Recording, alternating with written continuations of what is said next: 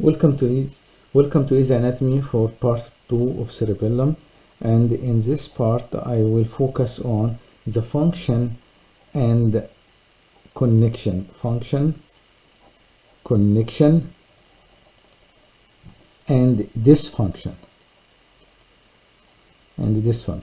So this is my focus in this part. Okay, the function of cerebellum, again, as I mentioned at the end of the first part, is balance, maintain body balance and position. And cerebellum cannot do this without information coming from the periphery about the position of the body,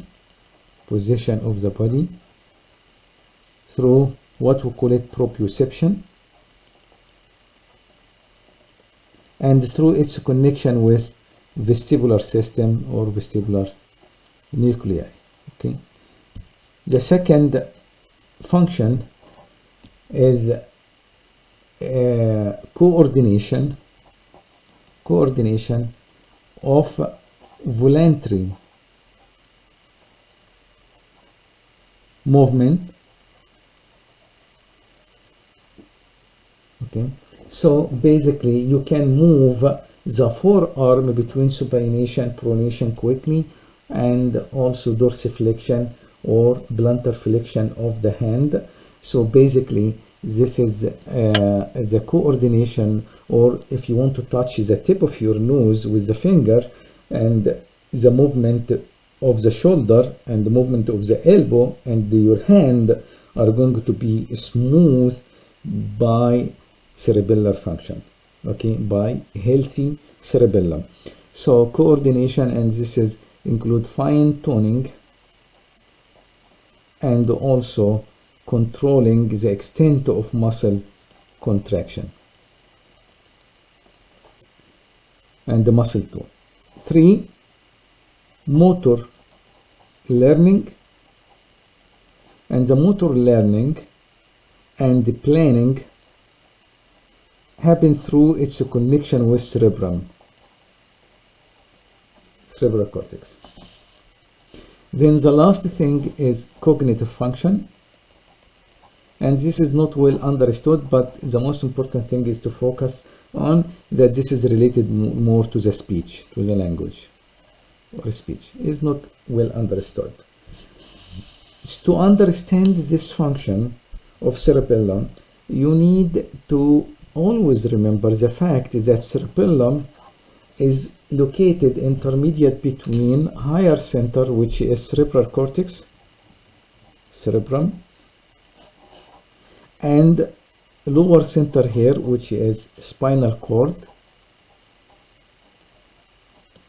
and here is a cerebellum in between.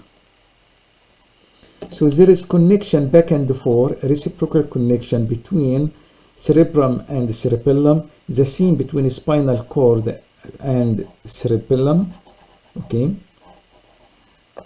Also, there is no direct efferent going to spinal cord from cerebellum, but at the end of the day, there is always connection. And cerebellum receive information from here about the position, current position of the body, for example, if it's extended or flexed, and cerebrum intended movement. Then this information here leads to comparing, or cerebellum act as comparator and then correcting the position of the body to the required one.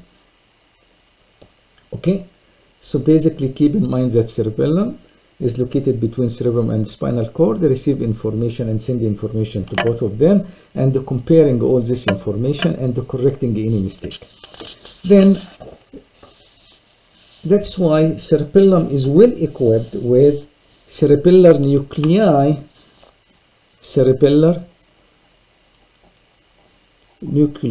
which play a role in dividing the cerebellum into 3 parts, into 3 major parts.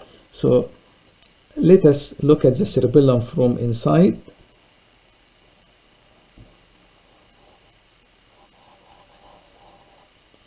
Okay, and the central part, which is vestigial nucleus,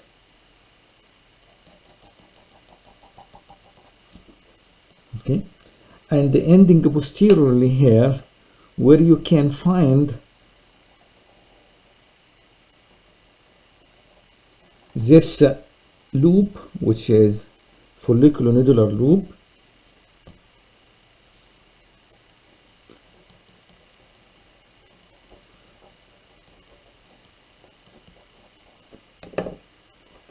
so this nucleus, we call it vestigial nucleus. Then lateral here, you will find another nucleus,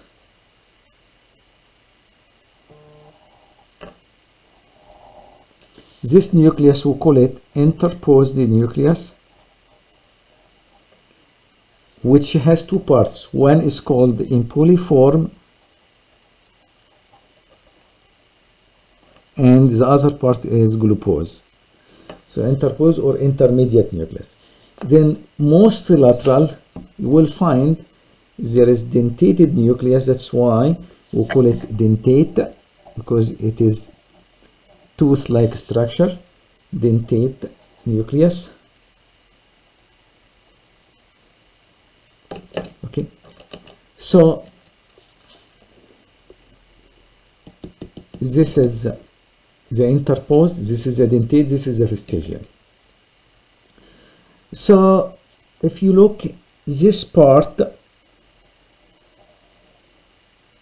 the central and the intermediate part, connected to the spinal cord through two systems. Okay, here is the spinal cord, medial and the lateral descending system. The lateral coming from the interposed, the medial coming from vestigial nucleus, and this is related to which function? Execution of movement. Okay, the lateral part is related and connected to the cerebral cortex,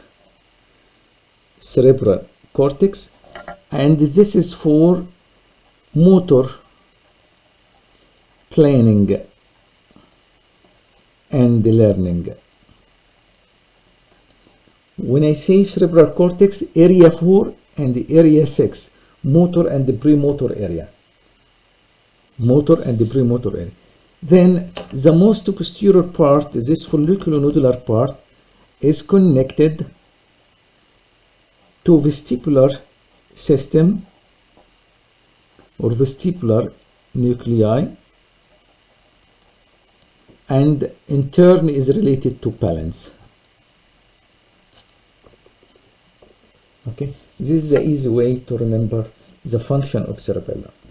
It's very simple and straightforward.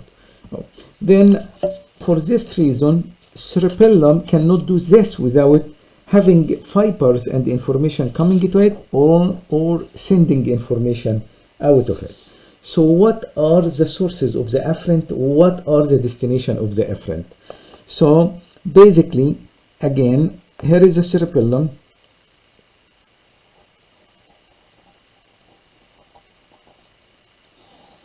As I mentioned, it is intermediate,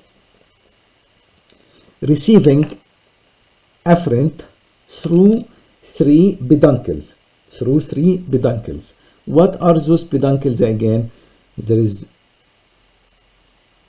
inferior peduncle,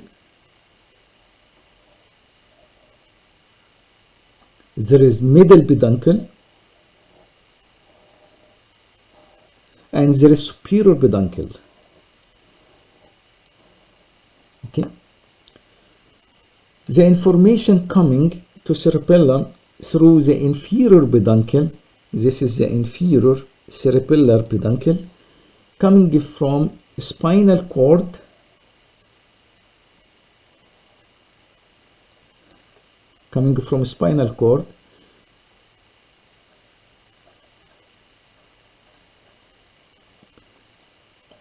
through what we call it spinocerebellar tract and the cuneo-cerebellar tract So we have two, the cuneo-cerebellar and dorsal spinocerebellar. This is cuneo-cerebellar and this is dorsal spinocerebellar. Okay, bringing what? Bringing proprioception from lower part, the dorsal lower part of the body, cuneo coming from the upper extremity. Also, there are some information coming through this peduncle coming from vestibular nuclei.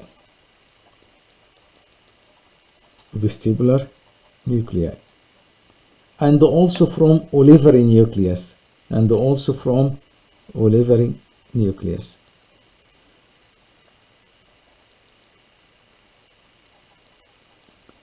So those are the afferent information coming to cerebellum. You will notice that bringing information about the position, bringing information about again the balance of the body. And then the middle peduncle, this is middle cerebellar peduncle, it gives passage to important, very important information coming from cerebral cortex. This is the corticopontocerebellar fibers coming from cerebellar cortex, passing through pontine nuclei, then going to cerebellum. Corticopontocerebellar pathway. This is what we call it, corticopontocerebellar pathway. Then the superior cerebellar peduncle give passage to ventral spinocerebellar tract. Ventral spinocerebellar tract and some other tracts coming from reticular formation and from other places in brainstem, again through the superior cerebellar peduncle. So the ventral spinocerebellar tract. Again, ventral spinocerebellar tract bringing information about proprioception from the trunk and body, but the upper extremity again through the cuneo-cerebellar. So those are the afferent. How about the efferent? The efferent information coming from cerebellum, okay, going again at the end of the day mostly to the spinal cord. So here is the spinal cord.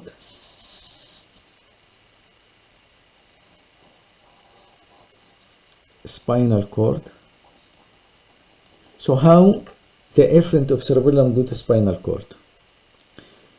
Let us say that this is the cerebellum divided into right and left. This is right side and this is left side. Left half and right half. Okay? Right and the left half of cerebellum. You will see that the cerebellum, here is the left half, is going to project fibers to thalamus, VA and VL, thalamus, the ventral anterior and ventral lateral nucleus of the thalamus, and from there is going to the cerebral cortex.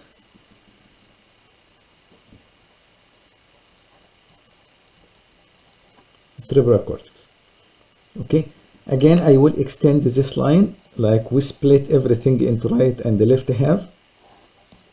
Right and the left half. So now the left half of cerebellum projecting to the right side until it reaches to the right cerebral cortex motor area in the right side, right cerebral hemisphere. This is right. What happened? What happened here? The corticospinal tract, if you remember, corticospinal tract, which come from motor area, is going to cross in the medulla until it reaches to the left side and controlling again left side of the body. Left side of the body. Okay, the second projection is coming from here, from left cerebellum to red nucleus on the other side. And then similarly, red nucleus will send the retrospinal tract to the other side. This is retrospinal tract, but this is cortico or pyramidal tract. The retrospinal, this is red nucleus. Did you notice something? That at the end of the day, the cerebellum control the same side of the body, same side. This is the left half of cerebellum control the left side of the body, while the right side of cerebral cortex controls the left side of the body. It means that if there is injury in the cerebral cortex, the effect is going to be contralateral. But if there is injury in the cerebellum, the effect will be ipsilateral. I hope that this is clear. Okay? So, again, efferent coming from cerebellum is going usually can be through the vestibular nuclei, and from there to the spinal cord. So at the end of the day, again, the efferent information coming from cerebellum, okay, are going to affect the same side of the body. I hope that this is clear for clinical understanding of the effect of the injury of the body, or the injury of cerebellum. Okay? Okay. So let us go to cerebellar dysfunction. So now this is clear about the connection of cerebellum if we start from the afferent and the efferent, and how the cerebellum affect or control the same side of the body rather than cerebral cortex to control the opposite side of the body. So how about the cerebellar dysfunction? Cerebellar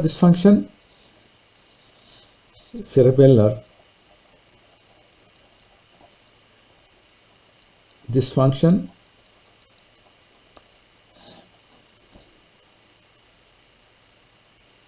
we call it cerebellar ataxia. Cerebellar ataxia. So it is a syndrome with multiple symptoms. Let us agree for like 4D. The first one is called dysmetria. The second one is decomposition of the movement. The third one is diudocokinesia.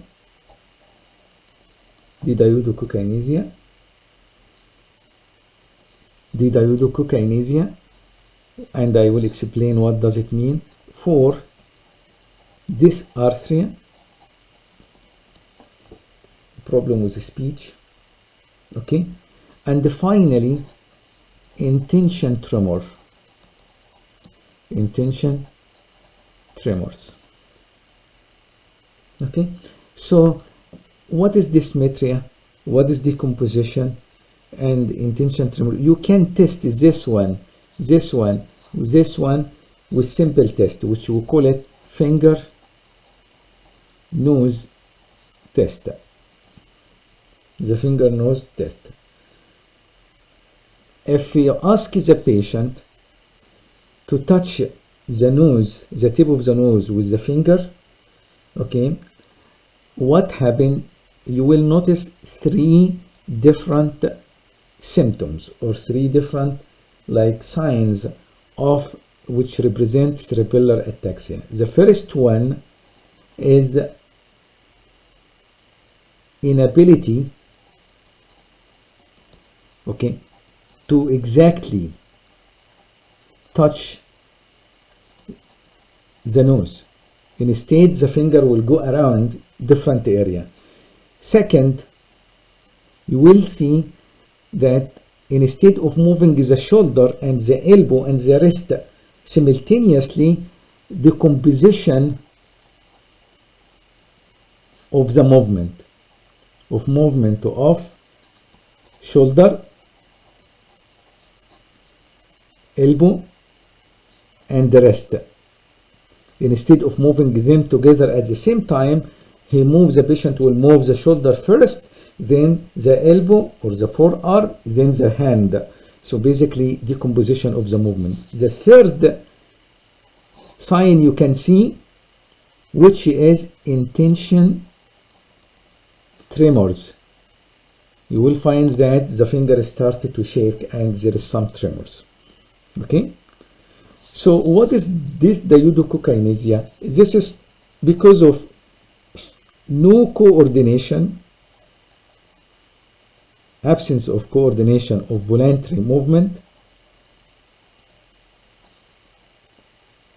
If you ask the patient to supinate and pronate, supination and pronation of the forearm, you will find that he cannot do this quickly. So again, you will see that the patient cannot move antagonistic muscles or make the antagonistic muscle work at the same time and quickly. Dysarthria, slurred speech, and again this is related to the cognitive function. And cerebellar ataxia can happen due to stroke, like blockage of any of cerebellar arteries. It can happen due to tumor, trauma. So all this can be cause of cerebellar ataxia. So I hope that this was helpful, and putting the part 1 and part 2 together, I think it covers important materials related to cerebellum. Before I leave you, just a quick reminder that the functional division of the cerebellum based on this connection is spinocerebellum, and this is because connected to cerebral cortex, so call it cerebellum,